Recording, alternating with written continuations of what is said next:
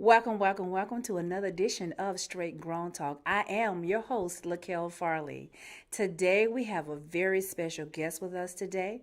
Before I get to the introduction, I must take care of household business. So, as you guys are aware that tomorrow is the final day for registering to vote, please take the time and go to the website on the Georgia State Department of Secretary of State, I'm sorry, to register to vote. And please vote. And also, while we're doing house business, I need for everyone to take the time and fill out the Census Bureau. Now, I don't know about you, but they have been coming fiercely in my particular neighborhood asking, hey, we don't see that you filled out the census. Please take the time and fill it out. It is imperative that we fill this census report out. It does a lot for the community and it helps our children for generations to come. It's not them trying to be nosy or find out what you're doing, as many of us think they are, because I was one of those people too until someone explained it to me. However, please take the time out because Georgia is one of the lowest states out of all of the states that is not filling them out and properly turning them in. So please, you guys, when it comes to things that we need for is getting the money into community, we need to send these census in so that we can get the funding that we need. A lot of times, you guys will know that a lot of things that Georgia don't have that other states do is because we didn't do what we needed to do, which is the legwork to get the money in-house. So please, please, please, please, please take the time and fill out the census report. Please, please, please, please, please register to vote, as tomorrow is the last day, October the 5th. It is very important for all of us to vote. This election season is like no other. So I understand that we're in a national pandemic mode, but do not let that stop you from getting out and taking care of house business, which is making sure you have yourself straight for November 3rd election.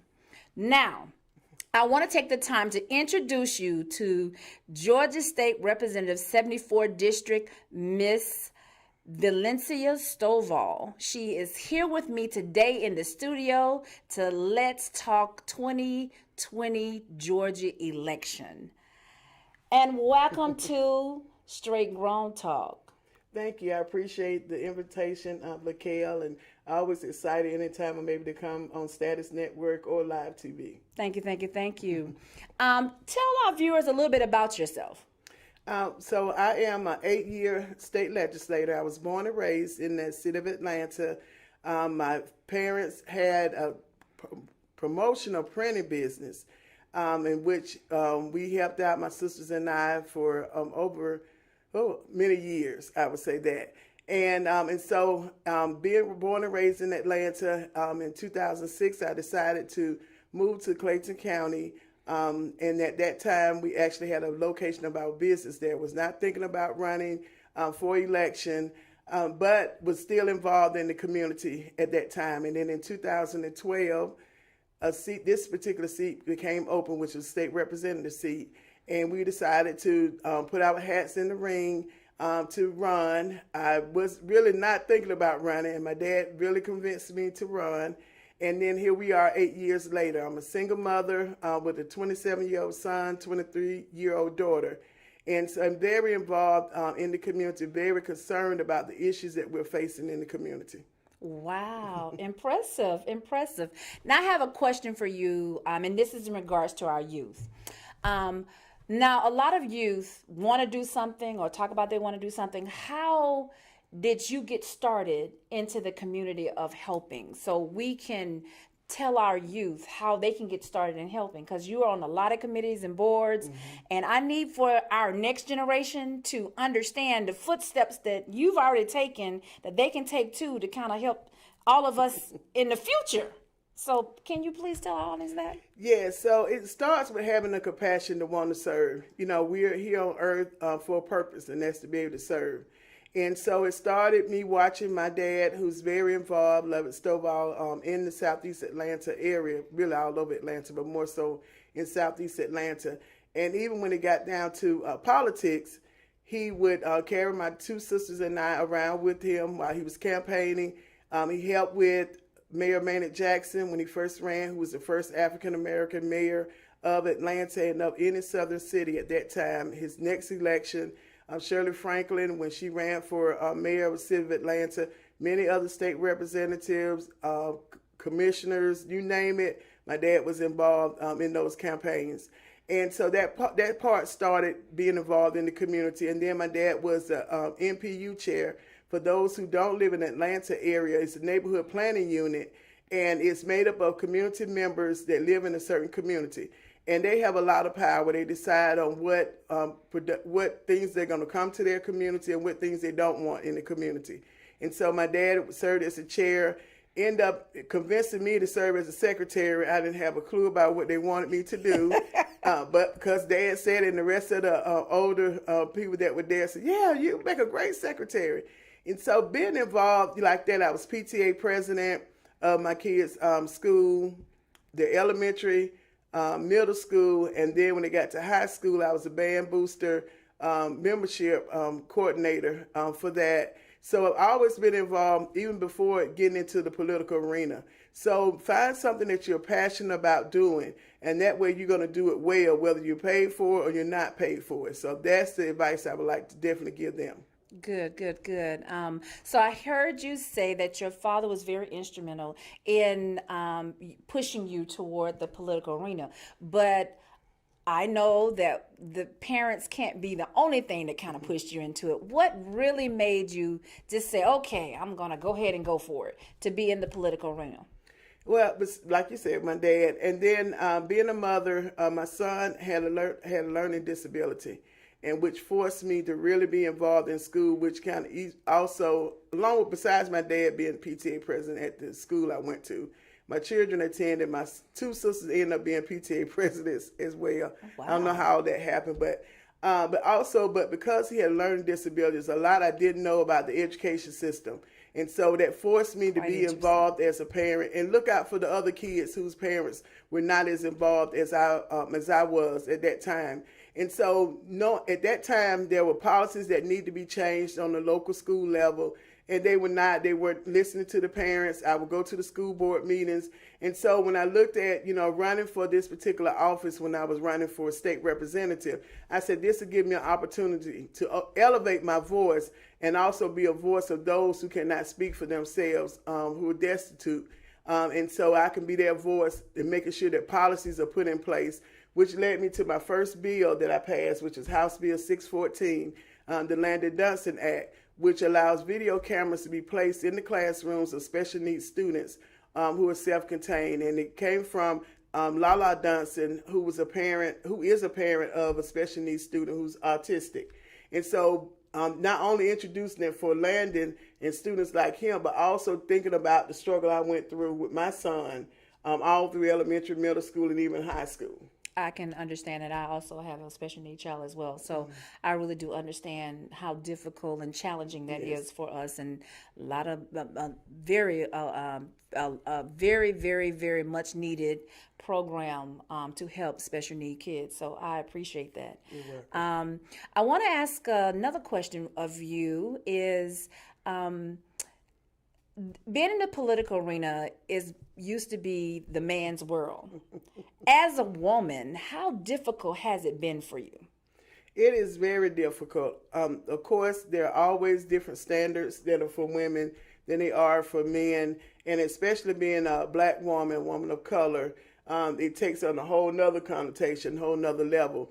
You're expected to not be so vocal about issues, and expected, okay, we'll come back to you. And many times they don't come back around to you, so you have to lift your voice up. And that's one of the things that I learned even working in the community that helped me when I became a state representative, that I didn't have to be bashful or shy, that if there was an issue I really stood for and believed in, then I didn't mind standing up, even if I had to stand by myself, which many times I had to stand by myself.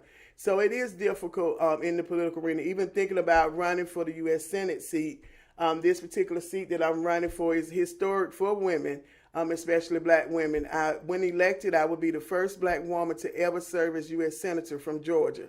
So Georgia has never had anyone black, and let alone ever had a black woman to be there. Never in any of the southern states, and I will be the third ever to serve in the nation. So we've only had 2 black women in the U.S. Senate. And a lot of times people ask, what's so significant about the Senate, and why do we need a woman there, or let alone a black woman? And it's because our voices have to be heard. We have to have that seat at the table. There's a decision seat at the table. We don't want to just sit there. We want to be able to make decisions. And so when you don't have black women or women, period, voicing out their opinion on looking at issues that are coming up, then those opinions and those issues are muzzled.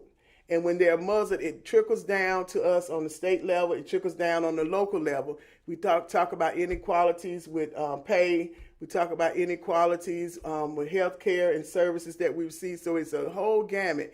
But just think, we're sitting at the table and we're talking, and just think you have 5 other people that don't look like you.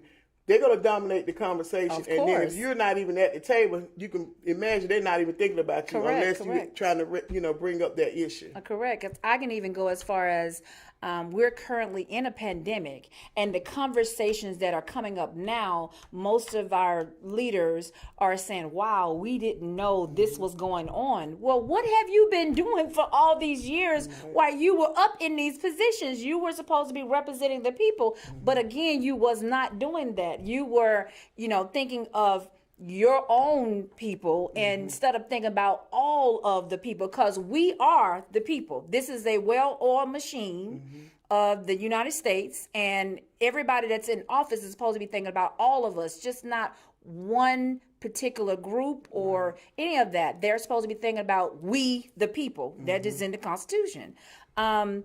So yes, I do, understand, and I'm grateful that you are wanting to stand up and stand out. Now, with that being said, how often have you gotten in trouble for being opinionated? Because I'm quite sure that comes with a price. Yes, I've gotten in trouble often, very often, probably more than anyone else can imagine that I have. And most of the times, the way I look at it is that, like I said, the people elected me to go to the state capitol to be a voice for them. And when I see and feel and believe in a particular issue, I'm going to fight for it, even if I stand by myself, which many times I have had to be standing by myself. I'm a Democrat now, but I'm running as an independent for the U.S. Senate seat. And one of the reasons I get asked that all the time is, why are you switching from your Democrat to the independent? And it kind of goes back to that being ostracized, being told, wait a minute, you're talking too much. That's not the issue we want you to focus on. And so I refuse to have my voice silenced. And as an independent, I'll be able to vote on issues that are people issues. They're not Democratic issues. They're not Republican issues. They're people issues. And what we're seeing now with the pandemic are people issues. Yes. But you have partisanship that's going on in Washington, D.C., even on the state level, even local level. And that now it's holding up what people are in need of. You have people that are unemployed. They're not receiving their claims. 14 million. Yes. Please understand, that's 14 million people that are still unemployed, and they do not have an answer for it at this point. We're still waiting on someone to make a decision at this late hour, which they're pretty much not going to be able to make until after the election. But go on. And it's unfortunate. You have many people that are facing evictions. Yes. And then when you think about the families and the kids are already doing distance learning. So now you're talking about uprooting these families that are already unstable because of COVID-19. And now where are they going to go? And so when you look at all of those dynamics, you have to have someone that's going to fight and look at what is really for the people and not for what the party says. Because when it comes to the party, they want to win. They want to be able to say, my party won. It's nothing about the people who are going to get service at the end of it. So, yes, many times I've gotten in a lot of trouble, written up in the newspaper and everything. I can imagine. I've actually read some of the articles and I've seen it. So that's why I asked you about it. And it even to piggyback on some of the issues that you said, even though there are moratoriums in place that were supposed to protect our people, things such as foreclosure, rent, stuff like that are not being protected in Georgia and all over at this point. So please understand, because there's a lot of confusions that are going on right now, and I get phone calls daily about people trying to save their homes, because that's what I specialize in. But also understand that foreclosures are continuing. And even though they've said blatantly we do not want anything to do with it, we have a governor that says otherwise. And even though he said he put things in place, those band-aids are beginning to come off. Yes. There are many different programs that we do have, but again, that's one of the reasons why it's very important for you to fill out that census report. Because again, those funds, like in some counties, and I'm just going to put it out there, Cobb County, they have money for their citizens that have home ownership, that they will help them pay for back mortgage programs and stuff like that. So again, we all need that help. So if you need that help, let's find out more about it. And again, fill out that census report, because it's imperative that we do and bring the money into our community. I always said that last year and 2 years ago, that Georgia has not a plan in place if something like this was to happen. Well, guess what? We're seeing it. Yes. We're having such a high rate in corona, but yet our governor is electing to open up the state. And I understand why, because this machine has to open. But unfortunately, the health of your citizen, we the people, should be the main focus. And at this point, even though he is focusing on we the people in somewhat, he's trying to also make sure that the state don't go bankrupt in the process. And I get it. A lot of us small business owners are very much well needed to have the businesses open so we can function and help citizens every day. But again, I need you guys to go out November the 3rd, vote. We also have the special elections that are going on. Take the time, look for it. I'm going to get into that a little bit down further to tell you how we can vote for Ms. Stovall, and trust and believe it's needed. She's willing to fight for us. Let her fight. We need a strong head, a bulldog. We need that to represent us, the people. The next question I wanted to ask was, so you was elected in 2012 to represent Georgia. Tell us, what did that position entail that you did in your day-to-day routine? Because a lot of people don't realize that you actually work every day. I think we were talking recently, and you said you work all but 40 days. So what does that entail? Well, actually, it's almost 365 days. So we're in legislative session for 40 days out of the year. It's on the second Monday in January. We start the session, and the session lasts 2 years as far as legislation-wise. And so as a state representative, our job is to make sure that we're taking the issues that the community have and putting it into policy. And so we're the ones that decide what you can and can't do in Georgia. I just use my short synopsis of that whenever I'm having to go and talk with children. And on the state house side, we are the ones that start the budget process. And so, which is very, very huge. Here in the state of Georgia, our Constitution mandates that we must have a balanced budget, which is unlike in in Washington, D.C. They don't have to have a balanced budget. But so balanced budget means we can't spend more money than we have coming in with revenue. And you talked a little bit, Laquel, about getting the state open back up because of businesses. And I think that a better plan should have been in place. Correct. Especially when it came down to the micro small business, which is one of my focuses I'll be doing, going to Washington, D.C. We need to change the classification to include small business and micro small businesses. So when those funds came down, the first round of those funds, we did not have the small business development centers in place. And because of that, many of our micro small business end up having to close down. And didn't qualify for the funding. Did not qualify for the money. And so, so as a legislator, that's our job, to make sure that we are making sure that the balance of power when it comes to legislation is for the people. Does that happen all the time? No, it doesn't. And that's why you all are very important as voters, because you select who you want to represent you. And then when you see things are not right, you also have the right to raise your voice, like we've seen so much with what's going on with the protests all around the world.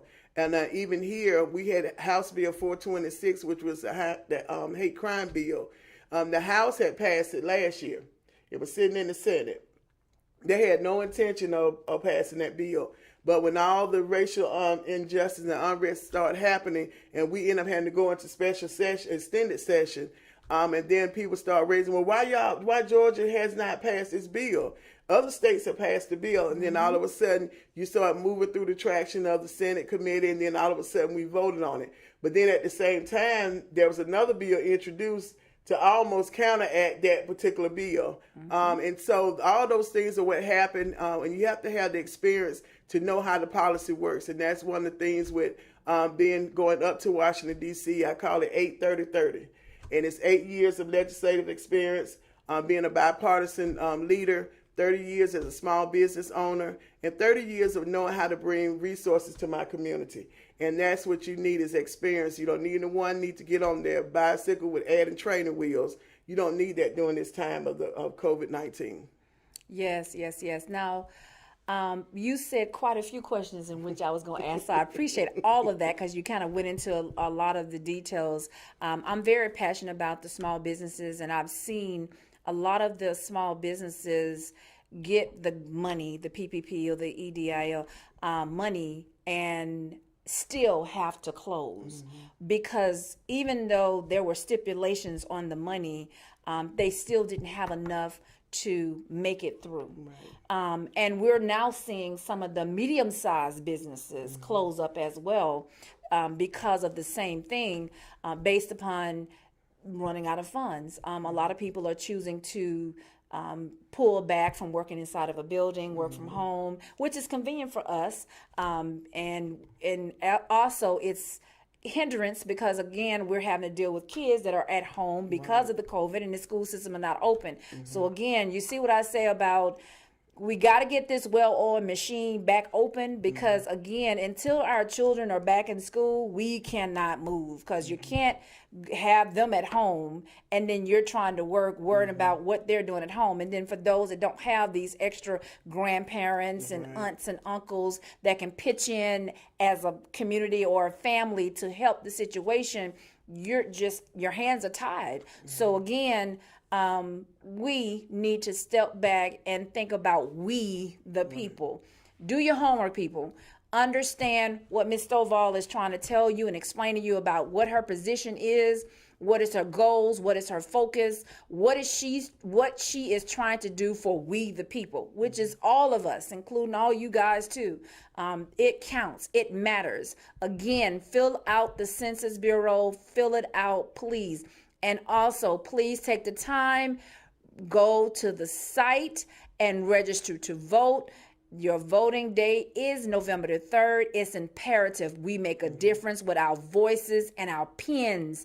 Not just talk about it, be about it, because we definitely need some changes, especially here in Georgia. We are so far behind on the 8 ball. It's unbelievable. And no one is taking the time to sit down and just take the time and be heard because they're too busy thinking about these hidden agendas and personal agendas. Let's think about the people of Georgia. Let's think about that for one moment. So my next question to you is, in your new role that you will assume after November the 3rd, what will that role entail? Well, definitely being a new role, one of the things I've learned as being a legislator for 8 years and even being community active in the community is listening is very important. And identifying and finding out what those needs are and which department and where they located at. And one of the things that made me very successful in my job as a legislator and being able to bring back resources to my community, like the $45 million grant that I was able to bring back to Clayton County. Congratulations. Thank you. And so they prevented the residents of Clayton County from a tax increase. And it was not an easy feat. It came from, and I talk about bipartisanship, and that's going to be essential as well. And that's one of the reasons running as an independent. I'm not on this side, I'm not on that side. I'm in the middle, and I'm able to respect both views on both sides. I don't have anything against both parties. It's just that when certain things that come up, they need to be looked at it from a middle or a neutral eye. And so looking at that, and also I will be starting a program where we can be able to allow people in the community, since it is statewide, to serve on the advisory board. Oh, wow. Because you need to talk when you talk about small business. Those are issues that are needed for small business. You have healthcare is a whole nother issue. Infrastructure. When you talk about broadband, we don't have it all over Georgia, especially in our rural areas. No. And when you talk about small business and how all of it relates in healthcare, is that we have telemedicine, the telehealth that we have. But if you're in the area, in some of the rural parts of Georgia, you can't get that access. So being able to have those important people that have the experience to be able to make sure that they are telling me, hey, Senator Stovall, these are the issues that we're facing. These are how this is affecting us here in Georgia. And more than likely, whatever's affecting us in Georgia is usually done state across all the other states and usually issues. And one of the things you brought up about with the census, it's very important. I'm glad that you're bringing that up. It's a population census count. And what means is that if we don't know or the federal government does not know you exist, then they cannot send the money down to your community. And that's why you have some communities that have a lot of resources, like you talked about Cobb, that in times like this, when you have a pandemic, they're able to use those resources because they know how many people are in certain categories and how to disperse that money. They're able to have a number of nonprofits that are functioning year round because the money is coming into that community. And that's why it's very important for you to be counted. And even with the census. And so because on that federal level, when we start talking about, things that I plan on doing, one, like I said, is setting that up and listening. That's one of the things, and identify what each one of those departments especially are. I know what we have on the state level, which is usually a mimic on the federal level, but being able to understand that and not talk about, I call it the double A. It's called awareness and access. Okay. And so you have to be aware of what's up there in Washington, D.C. And then when you're aware, you have to then have access to it. Because you can know all you want, but if you not able to go into that door and have access, then you're still there. So you got to have the two A's. They have to work together. So those are the things that I plan on doing, with making sure that access and awareness is there and bringing those resources back down to the state, to those communities that really need it. We talk about education, reforming our education system, all of those areas they need it, especially now with COVID-19. Our education is never going to be the same. Moving forward, it's going to change. And so you have to have those resources, and you have to have the support for our educators and administrators, because they're in the new wave of thinking now. They can't execute education like they've done before. It's different now. So, but you have to have someone that's going to bring those viewpoints to the table and going to stick with those viewpoints until they see a result or getting a solution to those problems. I want to talk on education, since that's what we were just talking about, just a little bit. Mm-hmm. I remember a couple of years ago, there were some big major problems in Clayton County, and I do see the turnaround. But in an overall picture of Georgia, and I'm only focusing on us because that's what we're talking about today.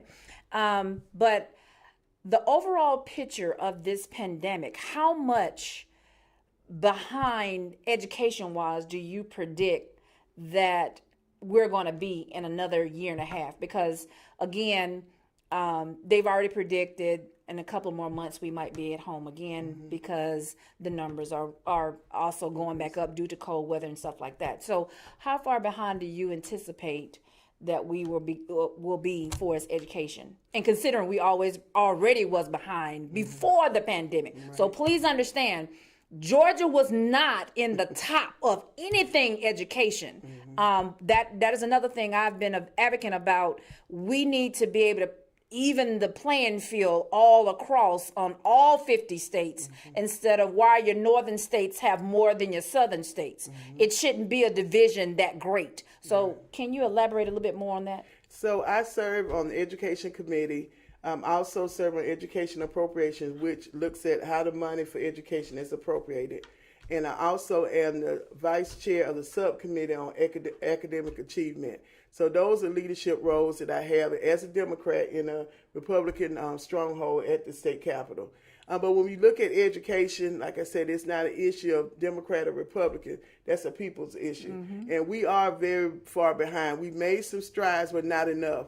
And I think, and one of the issues is that resources, how they're allocated across the state. Even though we have areas that they're income tax based, and we should not base how the money is distributed, should not be based on income levels of a community. Correct. Because that already starts off in inequity.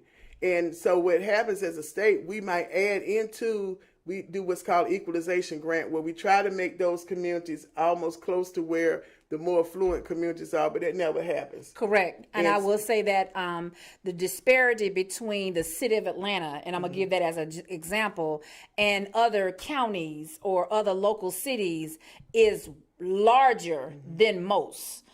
So again, there's a great difference, even as far as the simple things such as books. And I thank God a lot of kids and schools are going toward online. But again, you have now the books being online, but how many years are those books behind? Right. Why can't we come to today's information? Because again, remember, what we're doing here in Georgia is preparing for our future, because at this point we're advocating for our children's and our children's children. Right. So what are we doing for our future? What are we doing to make it better? The world here loves to talk about this generation today. And they talk about how it's lazy and they don't do this and they don't do that. A lot of it is you've taken out the resources, the things that we grew up with back in the day that we would afford to be able to have, and different programs in place. These young women, these young men do not have those programs. We need to put the programs back in place. While they was doing budget cuttings and streamlining education process, you're study hurting our future generation. So when are we going to dig in and say, okay, I don't see the change right now, but I got to look at down the road what the next generation look at, because this particular generation is like no other one. No. And they are the generation that feel that their entitlement, and it's like no other, because they feel like they're at a disadvantage and you need to feel sympathy or you need to give it to them. But we don't. We just need to teach them, put programs in place. We're facing them with peer pressure. During the pandemic, we had a high rate of suicide. I had a couple of my daughter's friends that were in that predicament where they were thinking about doing stuff like that. And you kind of question, what is wrong with these kids' mental state? But it's not them, it's what we're doing for them or what we're not doing for them.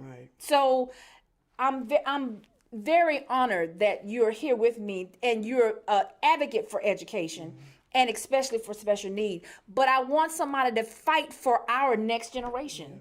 And that's very, very important. One of the proposals as far as going to the U.S. Senate is fighting for an opportunity for each one of our high school graduates to graduate with a certification in a trade. You talked about those things that were taken away, and that comes from resources that have to come from the federal government down to our state. And what that does for our students, when they're able to have a certification, they're able to go right into the workforce. And if they decide that they want to, boost. Instantly. And if they decide they want to go to a higher education, they can. That lessens their student loan debt that they have. But they're able still to be productive citizens of society. We have dual enrollment, which is a great program. I was fighting against the cuts in it because it hurt many of the students that are in the communities that what we're talking about, who don't get a chance to have that advantage of going to high school and college at the same time with no cost to their parents. And so they're able to graduate with advanced degrees before once they even turn 18, they're even having associates. They may even have an opportunity to have a bachelor's degree, and in certain cases, even a certification. And so that helps our economy, drive our economy. And I believe that what that does too, it helps the students to be focused more. Their self-esteem goes up because you talk about teen suicide. And yes, Georgia is very high in teen suicide. What happens is, even though we have courses that are given by the health professionals in the schools, they're not all the same way. Correct. So they're differentiated. And so you have one school might do a great job, another school is not doing a great job. So when you talk about education overall, even from the federal level, is that we need to be more on the same level, especially when it comes to basic courses. English, math, like algebra does not change, and that's a whole nother another conversation about algebra, because I'm still trying to figure out when did I use algebra once I graduated. Thank you. So why not look at those courses that we really, unless a student says I want to go into a math field or a field that's going to be related to engineering, math, stuff like that, yes. Then you let them take that. But geometry, algebra, if you're not in that, let those courses go for other life skill type of courses that our students are going to need once they become adults. Because when we don't prepare them and they're going to age out of the system, they're going to turn 18. We can't prevent it.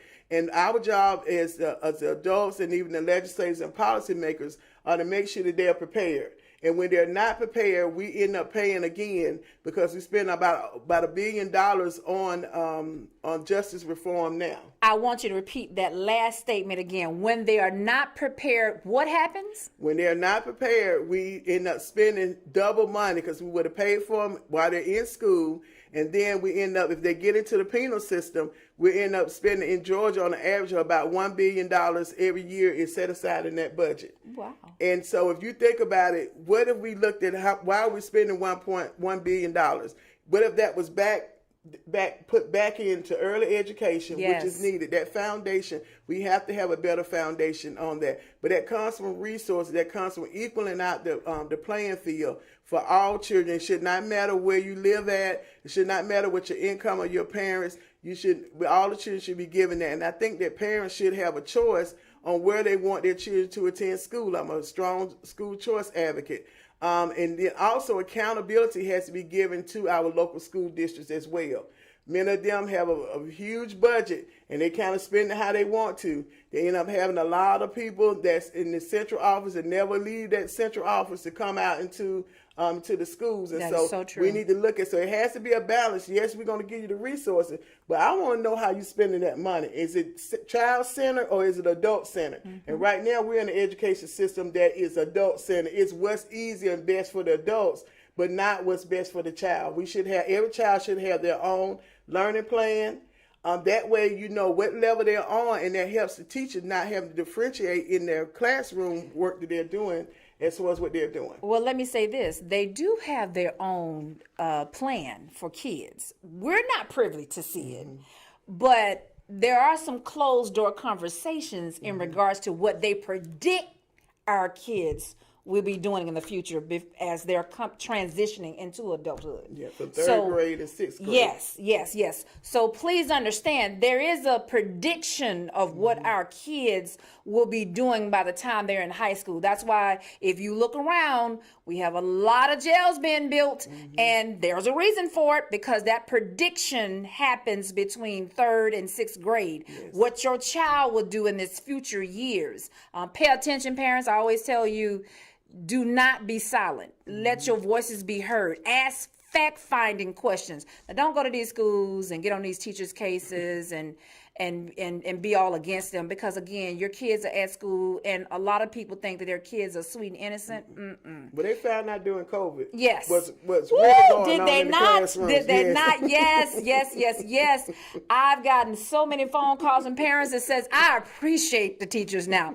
I'm going to send them all kinds of gifts, and I do understand that. And that's why it was like a slap in the face when we were praising them in one aspect, and then the other was we was almost cursing them out because, well, you don't want to go back to school to teach our kids. No, we do want to teach our kids, but we want to make sure they're in a safe environment since it is COVID season. Now, notice, I have said this before, that when they open up these schools, and I don't know if you guys are paying attention, more and more schools are not telling you what's going on for us, who has COVID and who has not. They're choosing to use that privacy notice that they have in place where they can't give out information because the kids are underage. So please pay attention and watch your news, that they're not telling us a lot of things. You have to use your judgmental skills yourself. Pay attention to the news, CDC. It is very important for you to go to their website, pay attention to it, pay attention to some of the people that are in Washington that are actually telling you the truth. I'm not talking about people in fake news. I'm talking about people in real news. So pay attention. Look at our kids. I understand everybody want to go back to work, but again, our children is the future for us. Right. And it is imperative that we pay attention most closely to our future generation. Now, how many seats are there in Georgia Senate? Do you know? In Georgia Senate, there are 56. Okay. In the U.S. Senate that represent Georgia, there are a total of 100 senators that represent all of the United States. So there are 2 senators from each state. That's the only branch of the government, or legislative branch, that is not selected according to population. So we talked about the census earlier. Mm-hmm. The other important part of the census is that it determines how much representation you're going to have on the House of Representatives side in Washington, D.C. And so we talk about we don't have enough representation right now. We have 14 Congress people on the House side that represent us. And if you fill out your census, guess what? We could end up having more representation that looks more like the people that are here in Georgia. We don't have a fair representation of the people that are actually here. And what happens, like I talked about earlier, when you don't have a fair representation of makeup, then your voices are not at the table. They might get there, but they're not going to be on that agenda when it's checked off on things that need to be done. So that census is very important. And then because we only have 2 U.S. senators that represent us, and sometimes people ask, well, what's one of the major things that senators do? Well, that was going to be my next question. Right now, we can actually see with Justice Ginsburg, who passed away, that became a vacant on the seat. So there are 9 seats on the justice, Supreme Court justice. And many people might not understand the importance of that. So when you're going through your local courts, and here in America, we're thankful that you can always appeal if you don't like the decision. Correct. And so you appeal, and it goes to the circuit, the district, and then it goes to the circuit, and then it goes all the way up to the Supreme Court. Now, a lot of cases don't make it up there, but those that do are usually very controversial cases. And you want someone that's going to be on that court, Supreme Court, making decisions that are going to look at what's fair for everybody, and not according to, okay, this person is the one that appointed me. And of course, the Senate, the important part of the Senate is the one that confirms and agrees to, and then consents, and then agrees to that person being the actual justice. So you heard a lot about what was going to happen with this one selection that President Trump had. And so they have to go through the Senate hearings. It's not the House of Representatives, it's the Senate hearing. And so with that, they're decided. But not only Supreme Court justice, we'll also be provided and consenting to circuit court judges, district judges.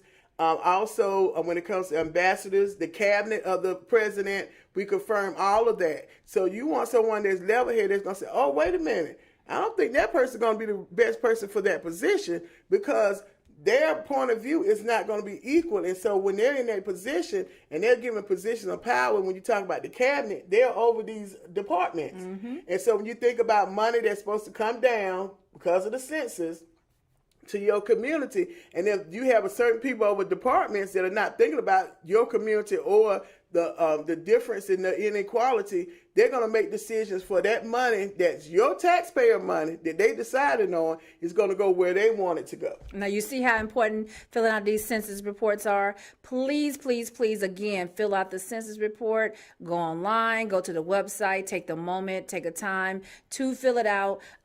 Also, they have some that are coming around in the neighborhood. I mean, I can truthfully say they have been weighing my neighborhood out because they truly want the money to come into our neighborhood. And please take the time to, and I know a lot of people are cautious because we are in a pandemic, but please take the time, let them show you credentials and everything else when they come and fill out the census report. Also, please don't forget to register. November the 3rd is right around the corner. It is less than it is less than a month away. So please make sure that you get out and vote. Don't let the COVID stop you. Please take the time early enough to find out exactly what is your location and where you need to vote. Ms. Stovall, what makes you different from your opponents that you're running against? Well, I am the best qualified. That I can agree with. And the reason that I'm best qualified, because I talked about earlier my experience as a legislator, my experience as a business owner, my experience as a community person that believes in advocating for the community. And because of that, that makes me well-rounded.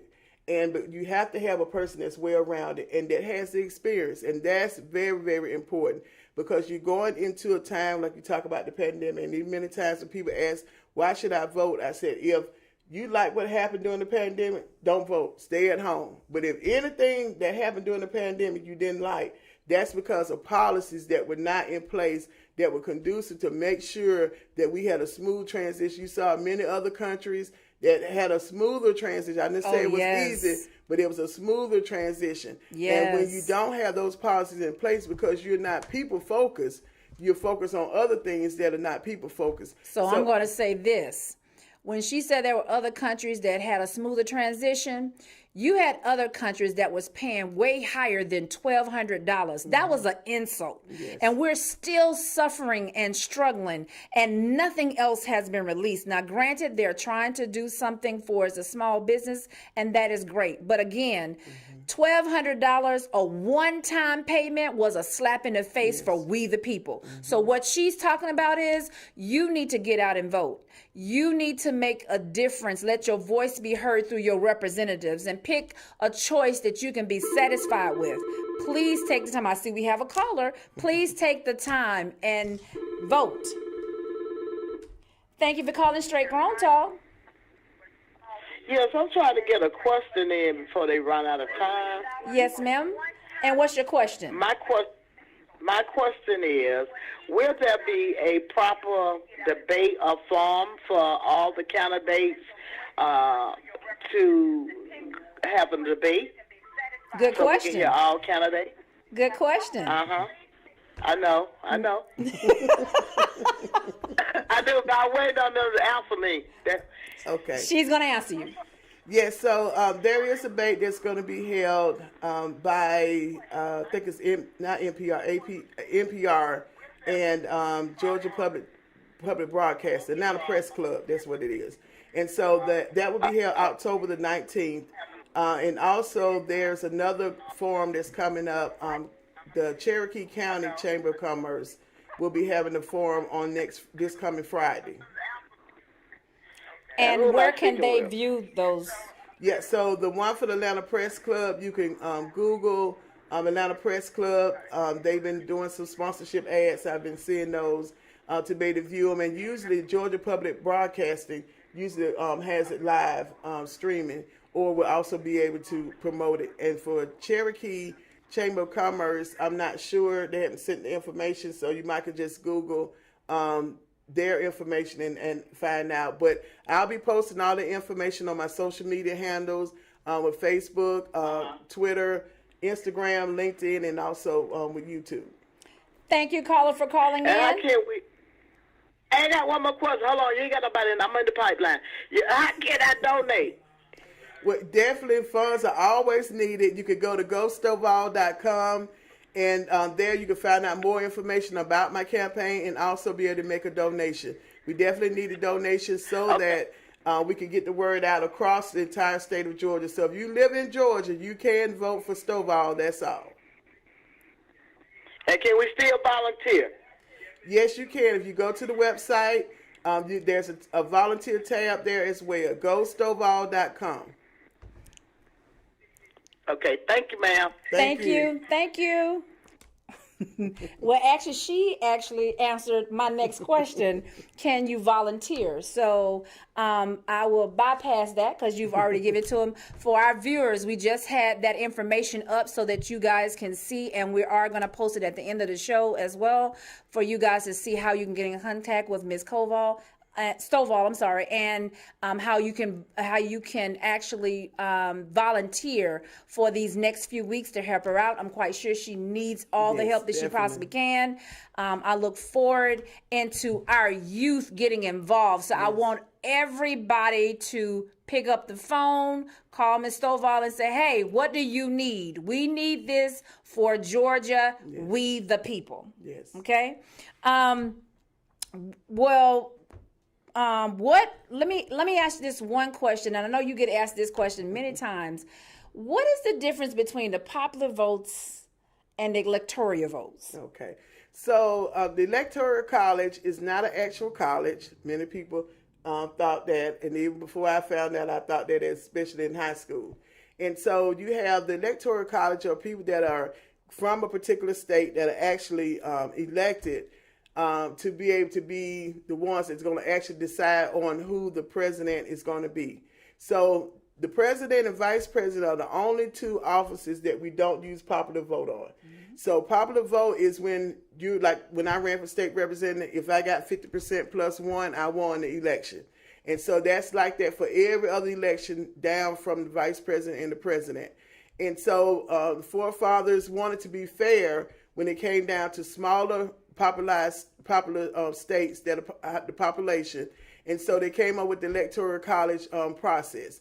And so you have a great number of states that whatever the population vote is, they are required to go along with that, and that electoral number will actually go to that particular president. It's kind of confusing when you think about it. To me, it's not fair. Does it need to be changed? It does need to be changed, because we're living in different times than we were when the forefathers, first started this whole process of what America was going to look like. And it's not fair. And what happens is you have people that don't think that their vote counts. Correct. And when they don't feel like their vote is counting, they really are doing a disservice to themselves. And you talked about the future. So we definitely need to get rid of that Electoral College and go to population vote for all elections that are held here in the United States. Now, we saw a snippet of that during the previous election with Trump, and they went toward the electoral. The popular vote said that he didn't win, went to sleep and woke up. The electoral vote said something totally different. Yes. So I agree with you, Ms. Stovall, in regards to we need to make it the same across the board. That way there is no hanky-panky about if or if not, because again, I feel like in the electoral votes, you might have that upper hand by, let me talk to you for a minute. Mm-hmm. Right. And that person can be persuaded. Mm-hmm. But if you having we the people to vote that we should, again, we the people should matter. So when our young generation is saying that I don't think my vote count, they need to be able to see it. Right. And the electoral vote might be a personal vote of how they want to vote, not necessarily how the people are, even though they're supposed to take what we're saying as we the people. But that's only in certain states. Correct. Other states, they're not required to use the popular vote. Correct. And then the other issue with Electoral College versus popular vote is that you have some states that are stronghold Democrat, some that are stronghold Republican. So if you start talking about is it fair, well, you have more stronghold Republican states than you do Democrat, which you have. So that kind of gauges on who's going to end up being elected. Then you have a few other states that are toss-up states. And so that's why we need to eliminate it, because it still gives one particular party more of an advantage. And you think about the people that live in that state who are not of that particular party. They're never going to have representation fair. Correct. Because you with the wrong party. Correct. So that's why the other reason why I said it needs to be eliminated. And if the people are used to going in popular vote, and we do it for U.S. Senate, U.S. House of Representatives, all the way down, even our judges that we select are selected because of population vote, a popular vote. Which makes a difference. Again, people get out, register to vote, and please make sure we fill out these census report. I see we have another caller. Let's take another call. Thank you for calling Straight Grown Talk. How would we help you? Hello? Hello? I guess. Caller, please call back in. The call must have dropped. Again, I want to thank you for taking the time to come out on Straight Grown Talk and tell our community and educate them on things that we need to know. Again, you guys know the Straight Grown Talk is all about the people, and we are the people. We got to get the information to you guys. We got to make sure you're understanding and clearly able to comprehend what the topics and issues of the show is about. In this case, we're talking about the 2020 election here in Georgia and all over the world. So please take a moment of your time, go register to vote. And you could go The deadline is tomorrow. You could go to mvp.sos.ga.gov. That's the My Voter page, or you can Google Georgia Secretary of State, and you can register online. You have to have your driver's license or some kind of state-issued ID so that you can put that information into the computer. But if you don't register by tomorrow, you will not be able to vote in the November 3rd election. So it's very, very important. And don't just register. Make sure you go and vote. That's very important. And while you're at it, don't forget to fill out the census report. I'm going to say it until the end of the show. These two things we must do to make a difference. Yes. Go sign up to vote and fill out the census report. Because November 3rd, it will be your fault that if we do not make a difference on what is going on in our society today. So please take the time. We have callers that are calling in. We're going to take another call. Thank you for calling Straight Grown Talk. How may we help you? I had a question. We're listening. I have a question about the voting. If I was a felon, I wanted to know, would I be able to vote? And I done took care of all everything I had to do, like the process and stuff. I just wanted to know, could I vote? Yes. By being a felon? Yes, you can. Convicted felons are eligible to vote if their sentences have been completed. So, like you said, you completed your sentence. And I definitely, sometimes it is not registered with the Secretary of State. So what I definitely encourage everyone to do is to use a form that you can get, even if you need to take it with you. But you can still request and tell them that you still want your vote to count when you get to the polls. But the Georgia Justice Project does a lot of help and support with people who have served their sentence as a convicted felon. And you can go to GJP, so Georgia Justice Project, gjp.org, and talk to them a little bit more so they can tell you exactly what you need to do to make sure that you're able to vote because you served your time, you've done what you're supposed to did, and you should have those rights restored to you so that you can participate in the process. You saw a lot of things that have happened while you were in prison that need to be changed, policies that need to be changed, and your voice needs to be heard and counted as well. Thank you for calling. And also, don't forget to fill out the census report, please. All right. Thank you. Thank you. Okay, again, as good questions that are coming through, I'm very thankful that our listeners are actually listening and they're asking the fact-finding questions that need to be heard, not only for themselves, but for all of you guys as well. I want to thank Ms. Stovall for taking a moment of her time to come on to Straight Grown Talk today. I would like for you to, at this moment in time, share with the world how can they reach you again. And I would love to bring you back on the show again and look forward to seeing you again. Yes, most definitely. Well, thank you so much, Laquel, for this opportunity. Thank you, Live TV and Status Network, for this opportunity as well. So you can reach my campaign by going to gostovall.com. That's GOSTOVALL.com. You can find out more information about what I've been doing over the 8 years and even my 30 years of experience as a business owner. You could make a donation to the campaign. Any amount would definitely help us get the word out. And most importantly, if you like what you heard or you believe, which I know I'm the best candidate, but you believe that, then definitely spread the word with your family and friends. and let them know that I'm the candidate of the best choice for you for the U.S. Senate seat. And so when you get your absentee, if you use an absentee ballot, look for the special elections section of that ballot. I'm number 16 on the ballot. Whether you go do absentee or you actually go in person, look for number 16, Stovall, that's all. And make sure you go vote. Make sure you go early vote. Don't wait till November the 3rd. So the early vote dates are October the 12th through October the 30th. So those are times you can be able to go. We even have a Saturday mandatory voting, so you're allowed to even go on Saturday. Some counties have Sunday voting, and that Saturday voting is October the 24th. So definitely you have enough time to get your vote in. And if you use absentee ballot and you don't want to mail it, you can take it to the drop boxes. Each county has drop boxes location. So Google your county elections board, but make sure that your vote counts. Do not wait till November the 3rd.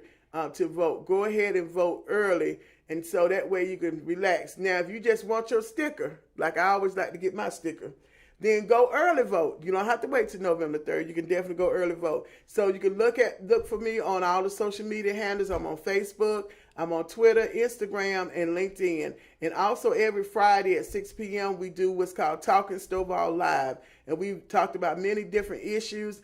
Some of the things we're talking about here now. And so you can definitely go on my website and look at and view all of those past recordings that we've done.